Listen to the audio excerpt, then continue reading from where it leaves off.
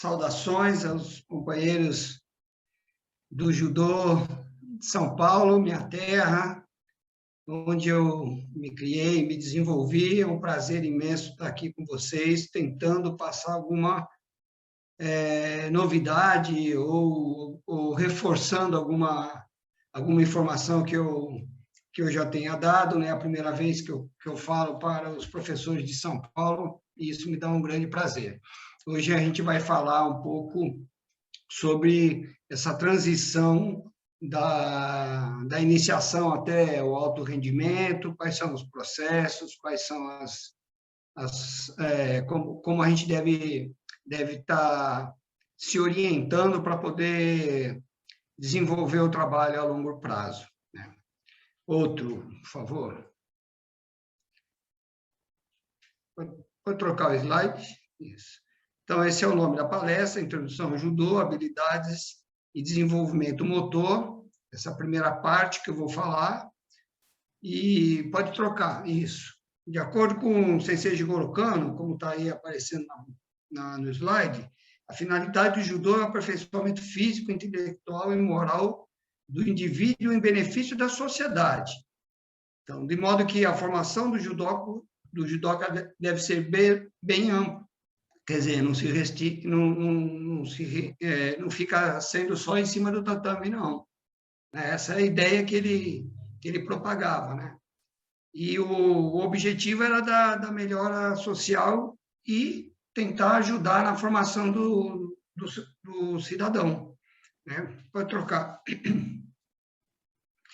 E a partir desse objetivo maior, os 3 domínios são que a gente prioriza no trabalho que o Sensei Jigoro Kano se propôs, que é o domínio técnico, o domínio educacional e o domínio da saúde.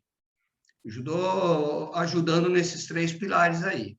E o 4º domínio, ele foi agregado ao passar do tempo com a evolução da modalidade na direção do caráter competitivo, que as competições de judô começaram a aparecer realmente para poder divulgar essa arte tão bacana que é a nossa vida hoje, né? Pode trocar, por favor. Então, é importante lembrar sempre que a iniciação da prática de judô pode acontecer em várias faixas etárias diferentes. Então, o processo de ensino-aprendizagem deve acontecer sempre de uma mesma maneira. A gente vai respeitar o tempo de permanência em cada fase do processo, porque depende da idade que o praticante começa a fazer o judô. Tem muita gente que começa a fazer judô já adulto, né? E quando tem dentro da mesma turma pessoas com idade diferente, com habilidade diferente, com dificuldades ou não, o tempo para cada um evoluir no processo do judô acaba sendo diferente. Não dá para a gente pegar uma turma e fazer exatamente o mesmo trabalho para todo mundo. A gente tem um norte e ali a gente vai adaptando de acordo com o grupo que você tem na mão. Pode trocar, por favor? Então, a iniciação esportiva é uma das fases da vida mais importantes da vida do praticante, que é exatamente quando ele começa a se apaixonar pelo esporte, pela modalidade que ele está preparando. E no nosso caso aqui é o judô. Então, o cuidado que a gente tem que ter na iniciação, nos primeiros passos, nos primeiros momentos do atleta no aprendizado, a gente são muito importantes. Essas fases aí a gente tem que dar muito valor. Assim, o trabalho mais difícil que tem é fazer a criança, o praticante, se apaixonar pela modalidade. Pode trocar, por favor? E aí eu considero que a iniciação, lá, base, lá, começo, né, da carreira do praticante, depois do jovem atleta, eu considero que essa esse é o trabalho de alto nível. O trabalho de resultado, né, o resultado que vai dar o trabalho do alto nível, eu considero que é uma questão de alto rendimento. Então, eu quero focar bastante na importância de se trabalhar com a base. Tem muito professor que quer mostrar a competência dele através de resultado de competição. Eu já não concordo, bom, eu acho que é bacana, é importante. Mas, desculpa aqui, tomar água aqui, mas o que eu valorizo mais, o que eu vejo que é mais importante, é o trabalho mais bonito, é o trabalho da iniciação esportiva. Aí vamos falar um pouquinho da iniciação competitiva formal. Esse também é um ponto bastante... Caí? Não. Alô? Só um minutinho aqui que deu um...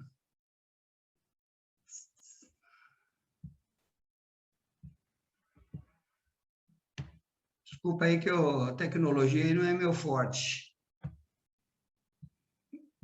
Bom, era que eu perdi a palestra aqui, pessoal.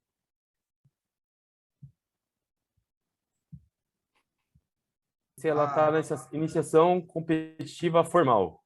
Pois é, mas ficou pequenininho o espaço aqui, não estou conseguindo ver. Agora abriu. Beleza, desculpa.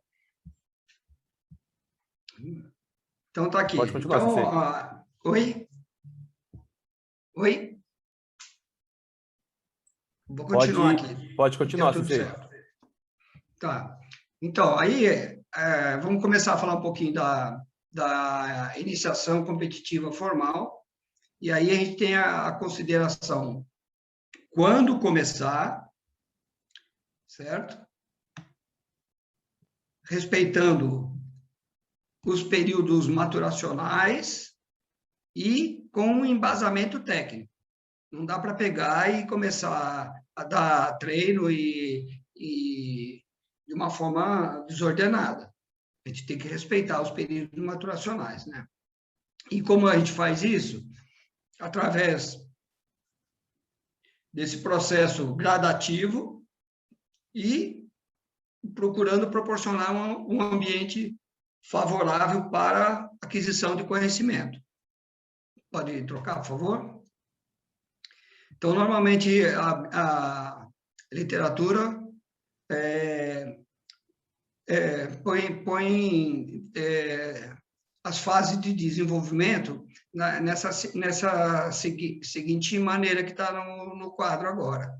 Né? Fase pré-escolar, que é onde a gente trabalha com atividades básicas, naturais, vai melhorando e desenvolvendo habilidades motoras nele, né? Nas crianças. A fase universal, que é de 6 a 12 anos, é uma fase bem sensível, é uma fase rica e bem abrangente, porque eles começam a se desenvolver bem nos momentos e começam a refinar as habilidades e ele tem um progresso de desenvolvimento motor bem rápido, né? A fase de orientação, que é essa na adolescência aí, que a gente começa a aperfeiçoar as técnicas e começar o processo de automatização.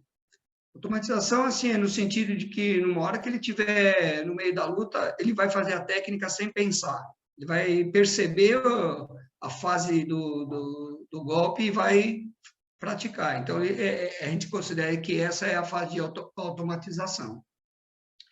Então, é um processo também, é o início do processo de a gente dar oportunidade de ele conhecer várias técnicas. E aos poucos ele vai aprender, a gente começa a iniciar com o desenvolvimento tático.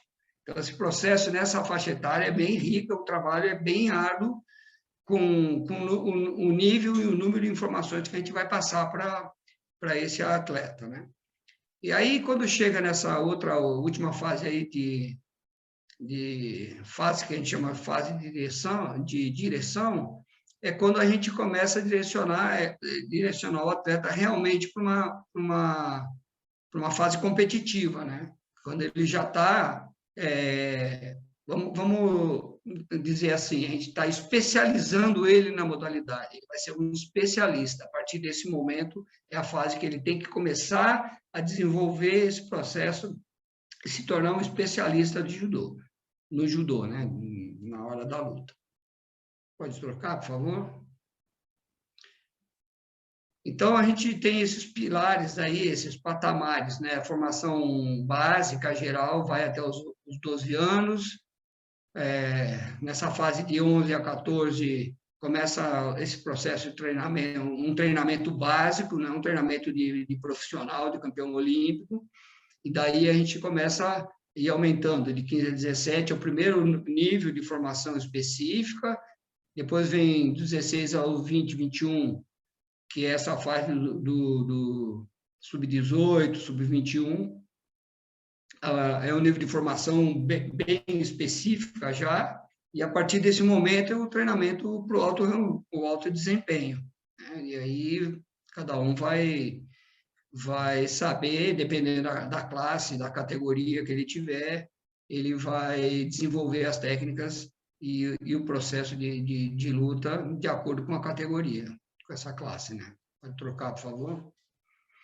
E aí a gente começa a pensar nos processos. A partir daqui, eu gosto muito de falar sobre processos, que eu acho que é muito importante.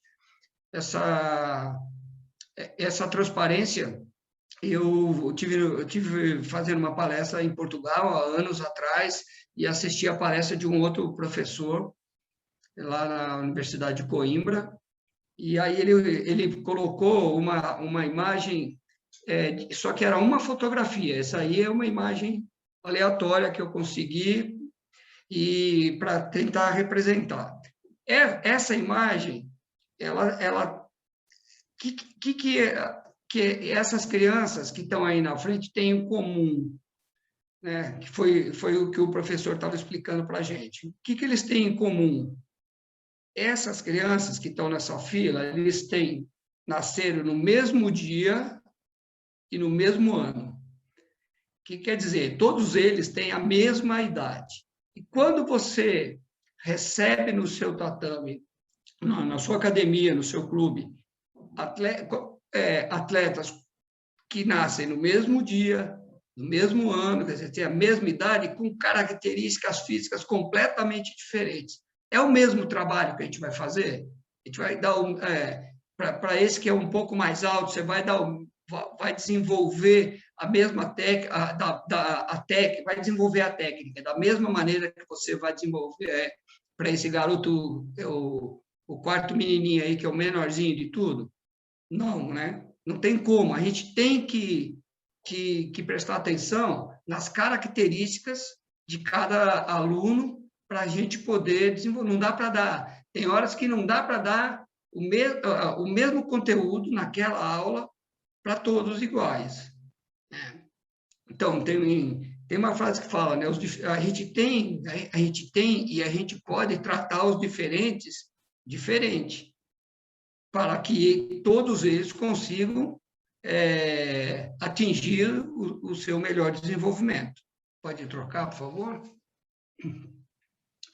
E aí tem esse outro lado do judô, que chega uma fase que eles têm que escolher se eles vão ser competidores ou não, ou praticantes. Então, tem aí, ou ele vai ter um perfil participativo e seguir na vida dentro do judô, trocando de faixa, chegando a ser faixa preta e talvez até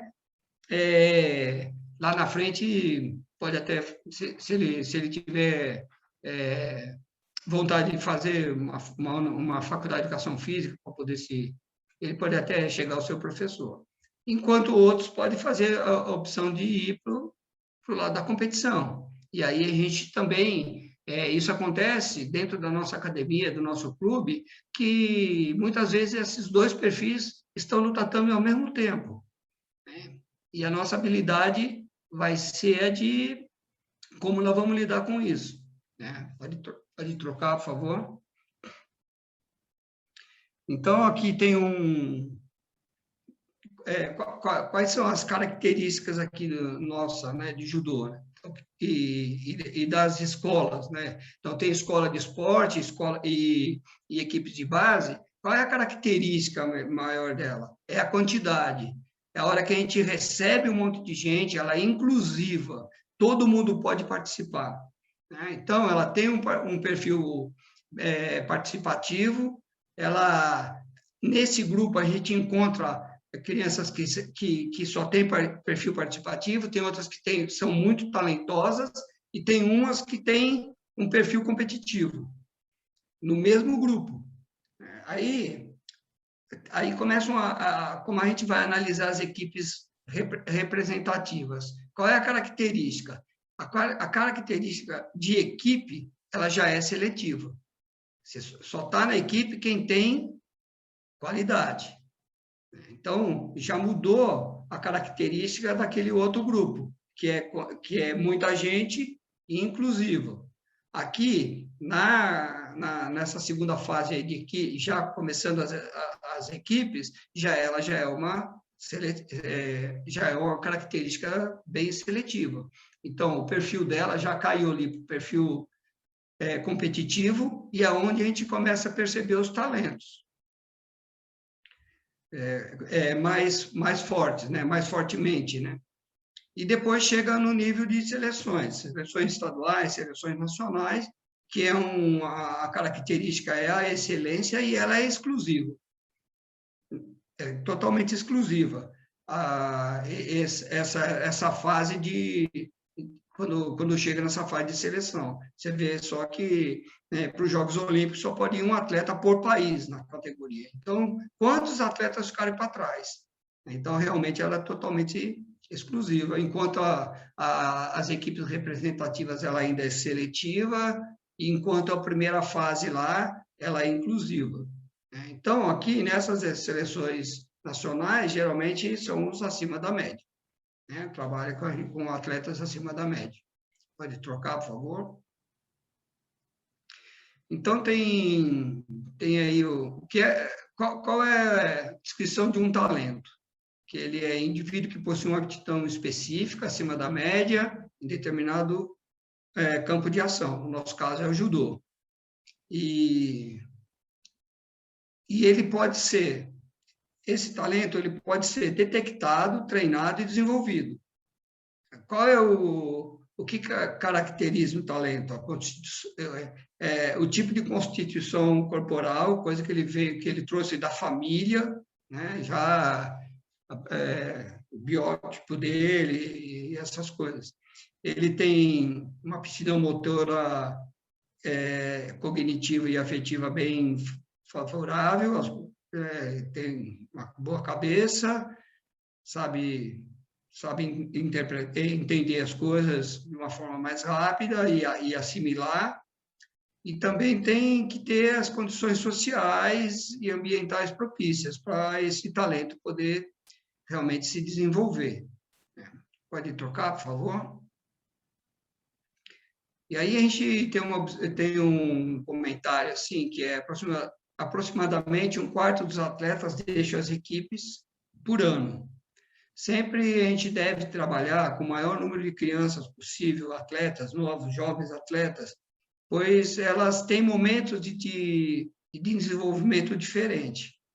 Então, quanto maior for o grupo, mais melhor para a gente poder desenvolver e transitar com esses meninos de uma forma mais a longo prazo. O talento vai se apresentar. Às vezes a gente se ilude muito na aula, vê que o menininho é muito esperto e tal, lá no começo, e aí a gente acaba que aposta tudo nele, mas o cara que é talentoso, a criança que é talentosa hoje, ele pode ir lá um pouco mais para frente e não dá em nada.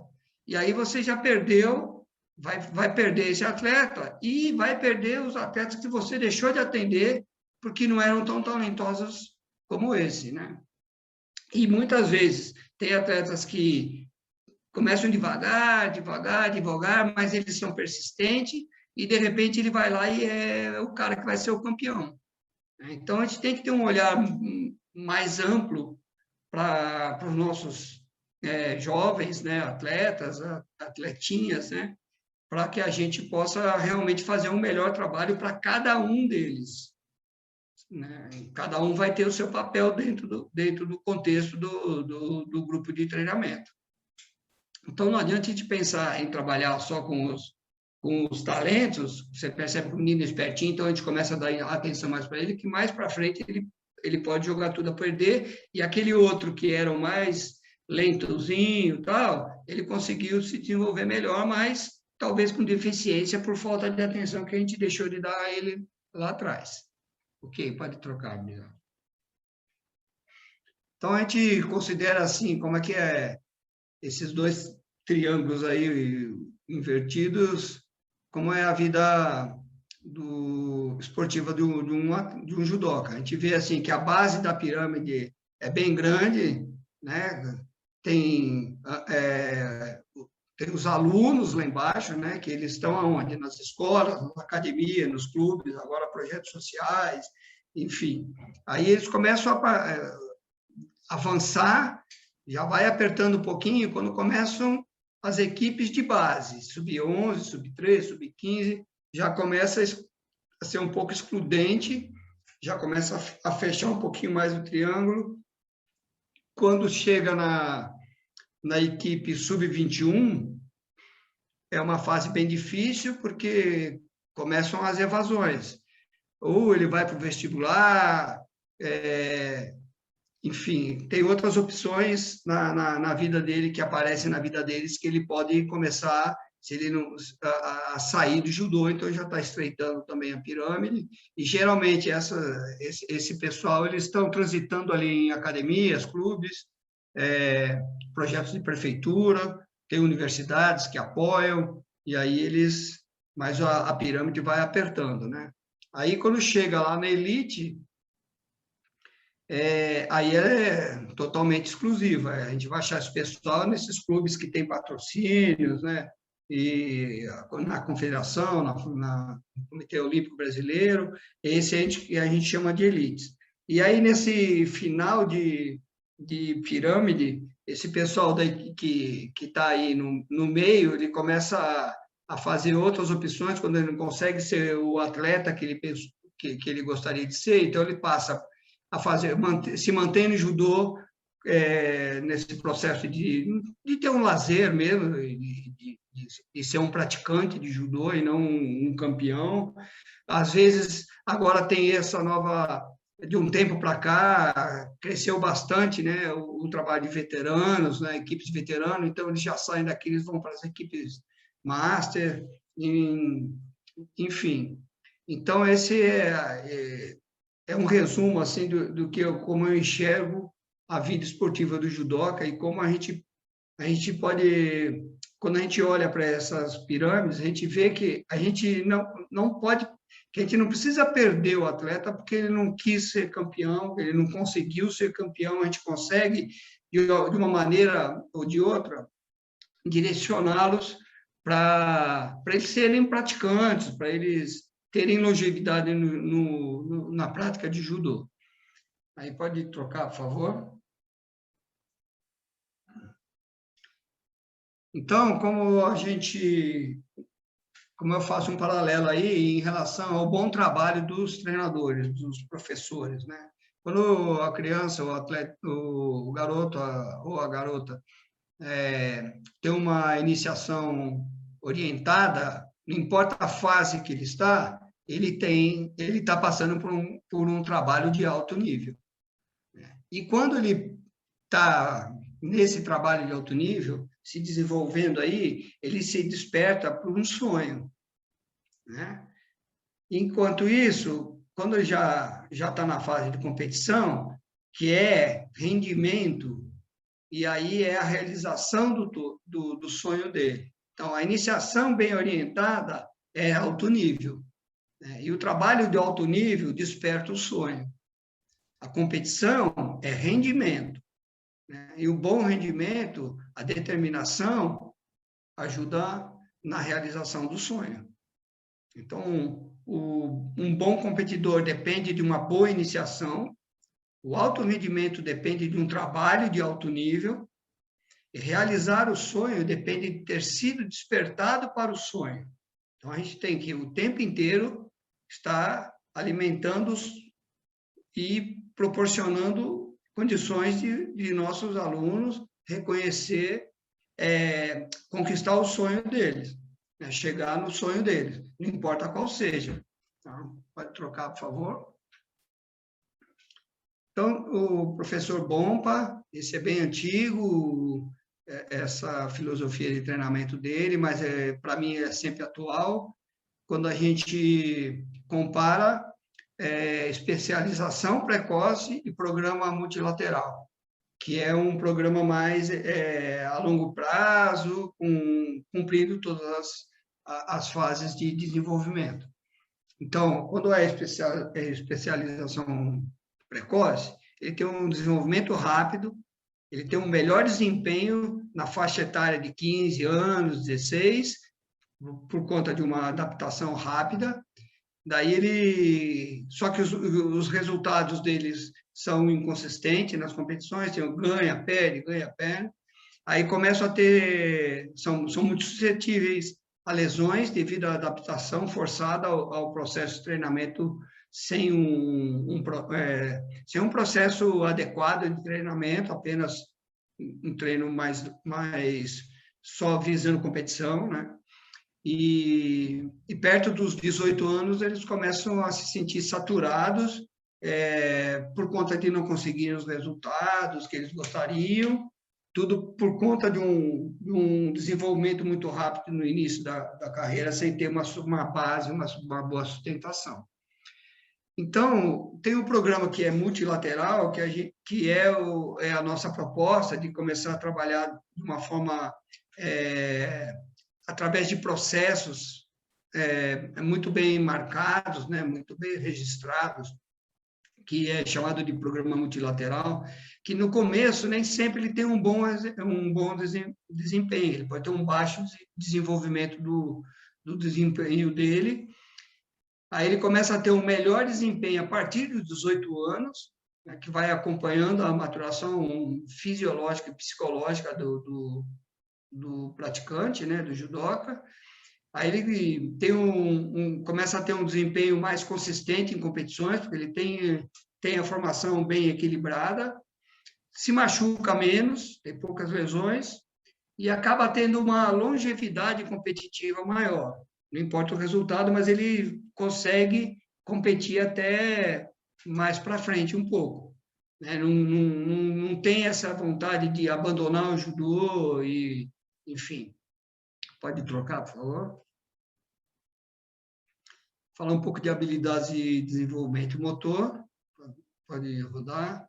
Então, esse processo de aprendizagem, quando a gente pensa no processo de ensino-aprendizagem, mais treinamento direcionado a futuros atletas, a gente deve proporcionar experiência motora que ofereçam base de sustentação para que, né, porque a modalidade exige, né? O judô exige muitas coisas que a gente precisa desenvolver lá no começo, fazer uma base, né? No começo do processo, tem que ter uma base. No caso do judô, se a gente trabalha dentro dos preceitos da iniciação esportiva universal, e essa iniciação esportiva universal preconiza a aquisição de habilidades e habilidades básicas, e a gente vai facilitar o desenvolvimento da capacidade técnica deles. Então, quanto mais ele tiver experiências motoras, ele tem mais facilidade de assimilar as técnicas. Pode trocar, por favor? Então, isso aí, essa Esse slide está querendo mostrar um processo. Ninguém consegue, do nada, sair sentado e já chegar aqui, se ele não conseguir passar por esse processo de desenvolvimento. Então, ele começou lá, aprendeu a ficar de joelhinho no chão, começou a engatinhar, começou a tentar a levantar, aí até a hora que, de repente, ele está correndo. E aí ele não para mais, né, nessa faixa de idade. Pode trocar. Então, é só para representar um processo. Assim como essa imagem aqui, a gente está mostrando que é um processo de ensinar ultimata. Não precisa pegar a técnica e falar, o ultimata é assim, mostra, bola, manga e ultimata e joga. Então, ele está mostrando um processo para o ensino de uma técnica. E com todas as técnicas, a gente pode fazer isso. Pegar as técnicas aí, destrinchando passo a passo, para eles irem, o corpo deles, e principalmente nas crianças, né? Vai acostumando o corpo deles ao movimento até que a gente tenha o processo todo concluir e a técnica sai naturalmente. Pode rodar, por favor? Só ajustar uma coisa. Então, o que é importante para a gente é proporcionar ao jovem atleta a oportunidade de experimentar o maior número de técnicas possível durante o processo do desenvolvimento dele. É a mesma coisa a gente aplica quando é criança em relação a ter experiências motoras durante o processo. Então, a gente precisa trabalhar com mais técnicas, muitas técnicas, para que lá na frente, de acordo com o desenvolvimento físico do atleta, do praticante, ele vai poder escolher melhor as técnicas dele, de acordo com o biotipo dele, de acordo com as habilidades motoras que ele desenvolveu lá atrás, e aí ele tem mais condições de passar por fases, né? Eu mesmo, em várias fases da minha carreira de judoca, de competidor, eu tive a fase do ultimata, tive a fase do ashiwaza, praticamente aí foi o processo todo, eu usava muito ashiwaza, tive a fase de fazer sodetsu do komigoshi, e enfim. Então, se eu não tivesse sido bem trabalhado lá, provavelmente eu não teria a variedade, a facilidade que eu tinha de desenvolver tantas técnicas diferentes, para direções diferentes, na minha fase de competição. Então, a aprendizagem de uma técnica, ela exige o processo, né? Como ela se trata de uma obtenção de uma capacidade motora. Então, tem lá, para a gente desenvolver a capacidade motora, tem que aprender, tem que estabilizar, né? Na hora que ele estabilizar, é quando ele já tem, ele está conscientemente executando aquela ação. E depois, o automatizar, que isso vai acontecer, sei lá, no meio de uma luta, do nada, ele vai fazer uma técnica que ele nem pensou, mas por ele ter vivenciado aquela movimentação, que ele aprendeu lá, né, durante o processo do aprendizado da técnica, depois a prática, isso se automatizou de tal maneira que ele começa a ser automático. Ele passou por aquela situação de luta, ele vai soltar aquela técnica com efetividade boa. Então, assim, o importante é que na fase avançada do processo, o atleta tenha domínio de diferentes técnicas para solucionar diferentes dificuldades.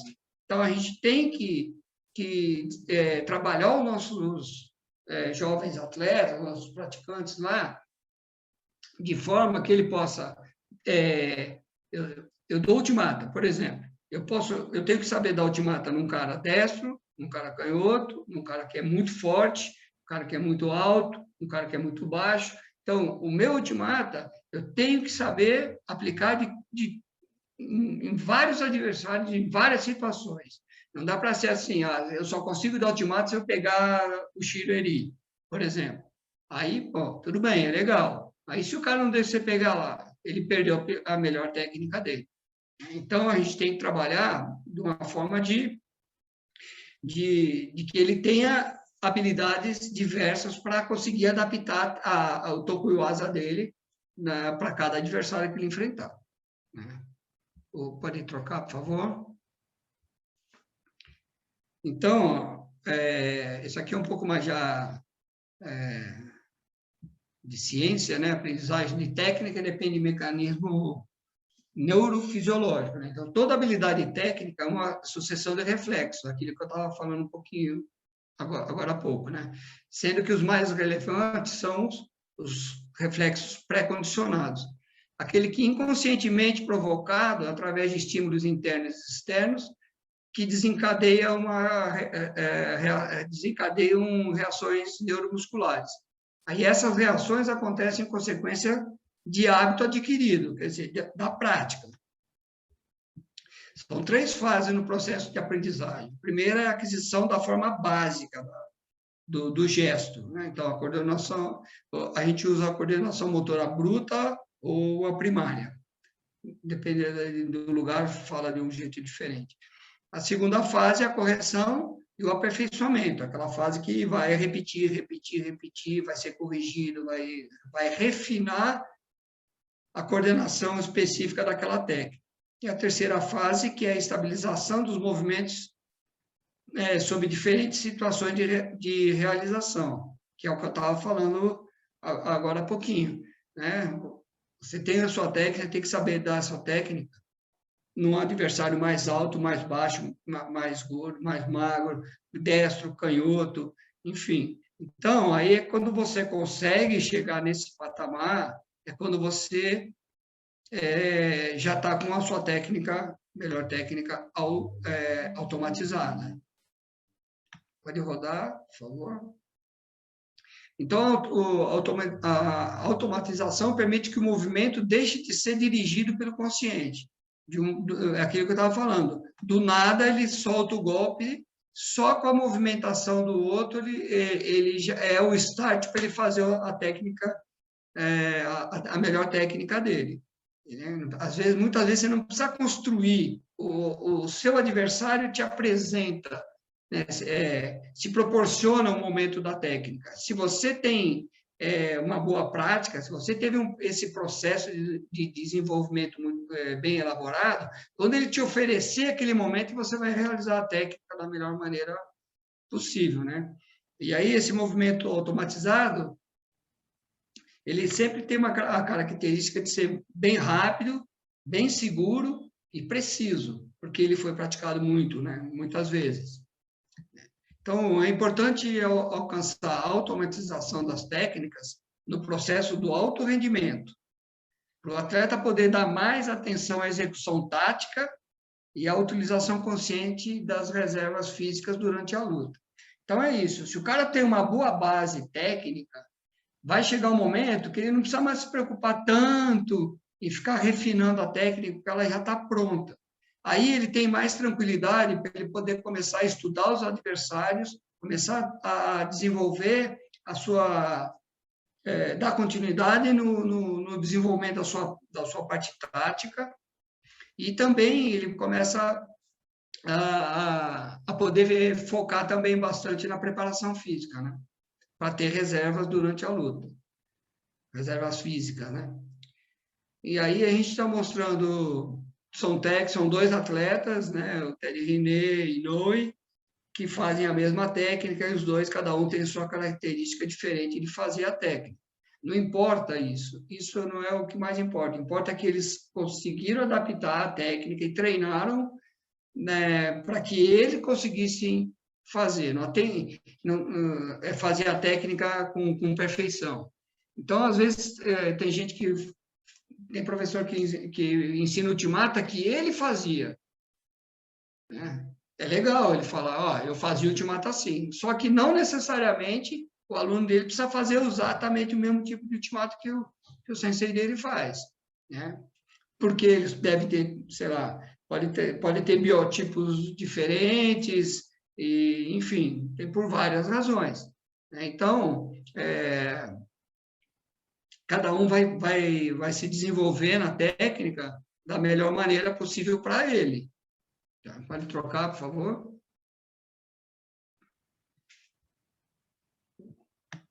os métodos de ensino de técnica que é global, analítico e misto, esse conjunto todo aqui, então, assim, eles têm essas essa nomenclatura, exercício de consciência corporal. O que é adaptado para o judô são os exercícios que a gente usa, pode usar no aquecimento, até mesmo na preparação física. Então, tem fazer o trabalho de sombra, fazer trabalho de zigue-zague no aquecimento, para que o movimento do zigue-zague de um atleta passando entre os outros atletas, como se estivesse fazendo o Uchikomi sombra, né? Pegar as técnicas, fracionar as técnicas na hora do ensino, do treino. Agora vamos trabalhar só o braço da manga para o seu Inage. Então tem que abrir um pouco mais para ter espaço para o cotovelo encaixar sobre o braço do outro, o braço da gola, fazer o movimento preparando o corpo do adversário para o desequilíbrio. E, enfim, a gente pega a técnica e vai trabalhando fragmento da técnica passo a passo. Então, começa o braço da manga, começa o braço da gola, só a perna de ataque, qual é a posição dela, qual é a perna de base, onde vai ficar a perna de base na hora que você vai dar o Taotoshi, por exemplo, para poder ler. A perna de base, ela recebe todo o apoio para a outra perna poder atacar lá do outro lado. Enfim, a gente vai desmontando a técnica e vai fazendo uma reconstrução, e aí a criança o jovem atleta vai pegando os movimentos individualizados e depois junta tudo. Então, tem várias formas de trabalhar assim, né? Então, desenvolver a forma deles praticarem o Uchikomi de formas variadas, né? Faz aquele Uchikomi que a gente faz mais, que a gente chama Uchikomi parado, né? Sem deslocamento, depois faz com deslocamento linear, depois faz com movimentação de luta, faz o Uchikomi tirando do chão, faz o Uchikomi de força com 3 atletas, um segurando, e você tem que tentar jogar, sei lá, um Sotogari, enfim. Então, a gente tem que pensar no processo de treino de uma forma que seja muito diversificada e toda vez que a gente trabalha de forma diversificada, a gente prepara o corpo de uma forma mais geral, né, e forma um atleta mais equilibrado, no sentido amplo da palavra até, né? E é sempre importante a gente ressaltar que existem procedimentos básicos e específicos para cada técnica. Então, não é só porque tem golpe que vira de costas, né? Koshiguruma, Haraigoshi, o próprio Uchimata, Hanegoshi, mas as características das técnicas, elas têm mais ou menos a mesma movimentação, mas tem procedimento específico para cada uma delas. Não dá para pegar e fazer o Uchikomi e que vai servir para essas 4 técnicas que eu dei de exemplo aí. Eles têm que ter noção e consciência de saber o detalhe do detalhe de cada técnica que ele vai aplicar. Pode mudar, por favor? Eu digo sempre que o Uchikomi é a base, né? É um dos pilares do trabalho. O trabalho do Uchikomi faz os atletas perceberem os detalhes de cada técnica, né? Então, ele é um movimento, digamos assim, movimento anterior da técnica completa, né? A gente faz o Uchikomi, bate e volta, mas se a gente tem que nesse processo, fazer os ajustes antes da técnica, né? Então, é útil, aquele movimento é uma fotografia do que vai acontecer 1 segundo antes da técnica. Então, se o Uchikomi não for trabalhado usando todos os detalhes corretos de cada segmento da técnica, da mão da manga, a mão da gola, o giro do quadril, o posicionamento do pé de base, o posicionamento do pé de ataque, ele vai sair comprometido, né? E aí, eu vejo que o Uchikomi, assim, a gente desenvolve, né, a gente desenvolve a percepção de deslocamento da massa corporal do seu adversário. A gente aprende a colocá-lo numa posição ideal para você fazer o ataque, né? A gente pode usar o Uchikomi como treinamento físico, né?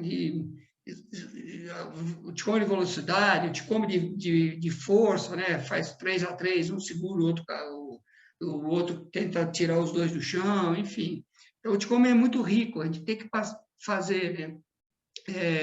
Muitas vezes, quase todo dia a gente faz o Uchikomi, né? Mas tem que ser corrigido, ele tem que ser orientado, não é? Faz o Uchikomi assim, aí eles vão conversando um com o outro, faz o Sotogari, mas a mão não trabalha a mão de braço.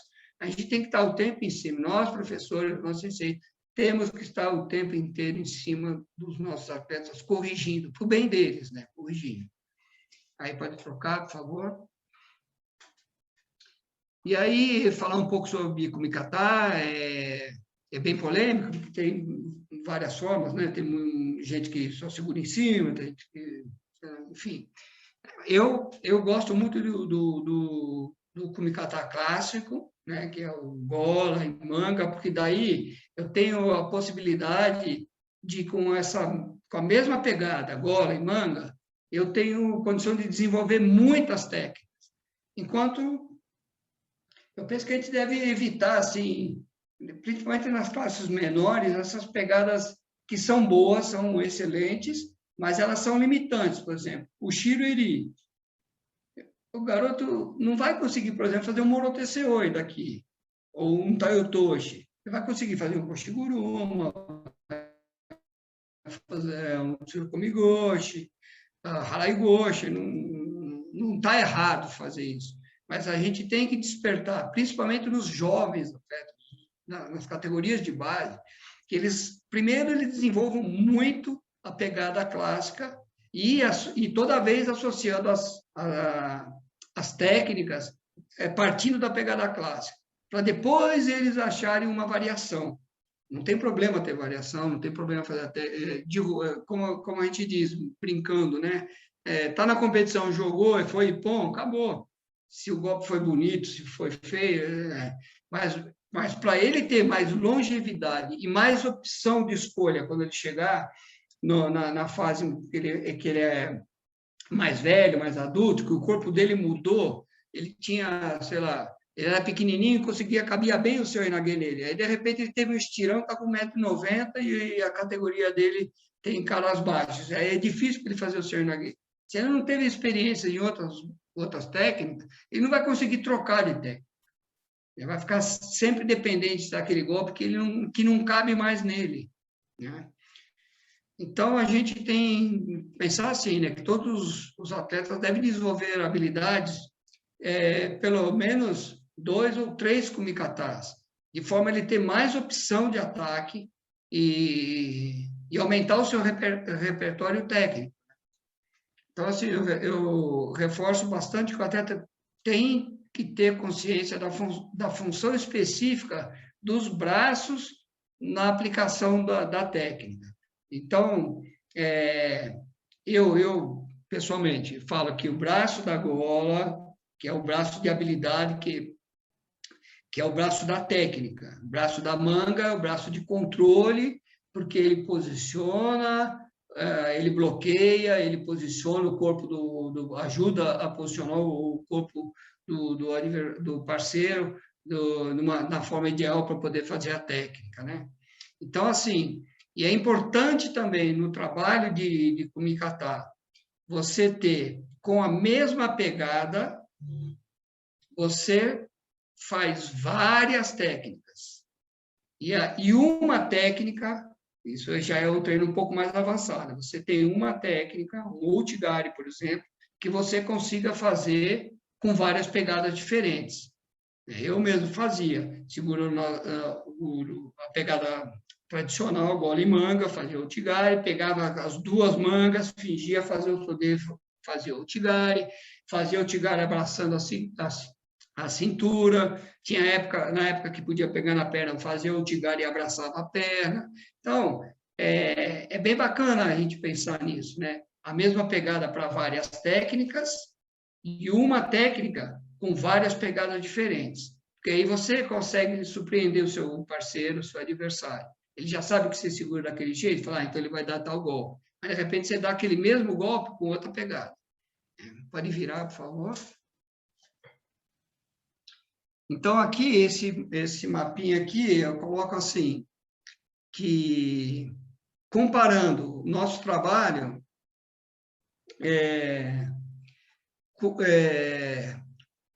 o bom trabalho nosso de professor, com formação, com qualidade e tal, comparando com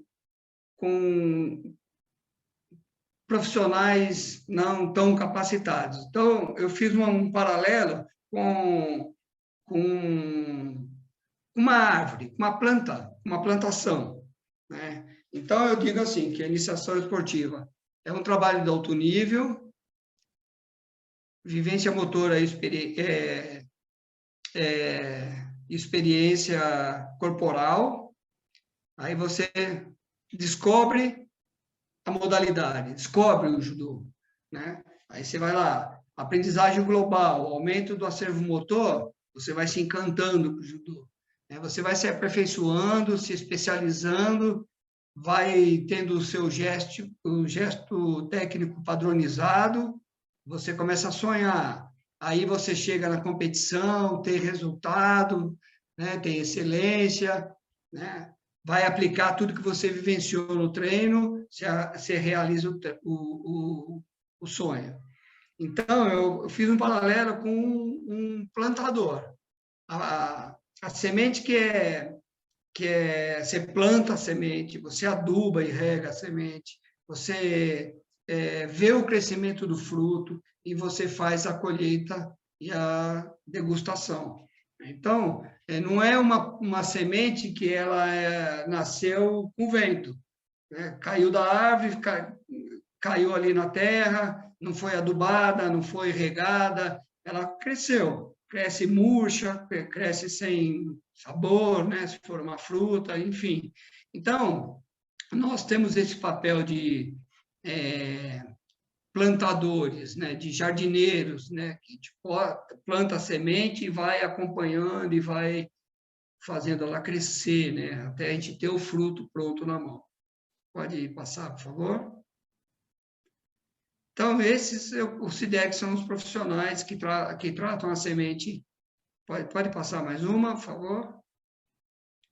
Que é a germinação pelo vento, o crescimento desordenado. São os professores que vão lá no tatame, no clube, na academia, só dar aula, né? Só dar randori, só dar qualquer coisa, né? Então, também pode fazer isso, mas a gente tem a responsabilidade de fazer um trabalho melhor, fazer um trabalho como se a gente fosse realmente plantar uma árvore e querer que essa árvore, quando ela chegue no processo final dela, ela tenha raízes bem plantadas, bem interiorizadas na terra, ela seja forte, ela seja frondosa, né? Então, é o nosso papel comparado com profissional multidisciplinar capacitados e profissionais não capacitados. Pode rodar, por favor. E aí eu deixo aí uma referência para a leitura de alguns... tem vários nossos colegas de trabalho já, né, que nem não estão nessa transparência aí, e hoje a ciência está muito perto, né, das modalidades esportivas e no judô também. Já tem um grupo de professores muito bons, muito bem embasados, que podem ajudar a gente, né? E aí eu me despeço aqui de vocês todos e agradecendo a paciência e é muito bacana que vocês queiram evoluir. Eu sou um técnico bem já estou velhinho, né? Experiente, mas eu estou sempre procurando informação, sempre querendo mudar, sempre querendo ouvir também os treinadores mais jovens que fizeram faculdade há muito tempo depois que eu fiz, e trazem novas coisas, novos conhecimentos, assim, né?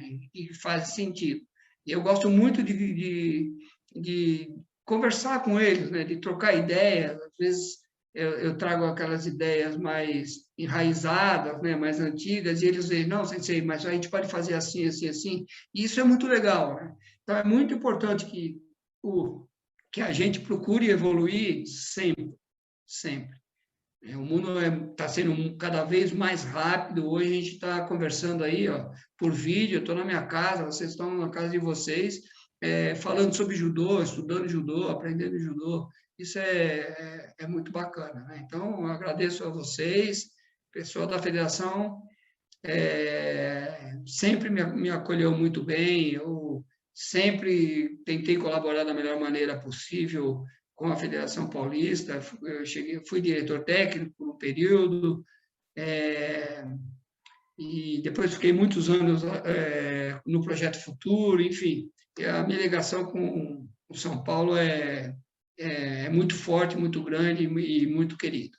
Tá? Então, muito obrigado a todos, espero que vocês aproveitem um pouco. Se precisar do material para estudo, pode falar, eu mando para vocês a palestra, tá? Individualmente, se bem que vocês podem ter acesso aí com isso, tá bom? Muito obrigado a todos e feliz 2022 para vocês.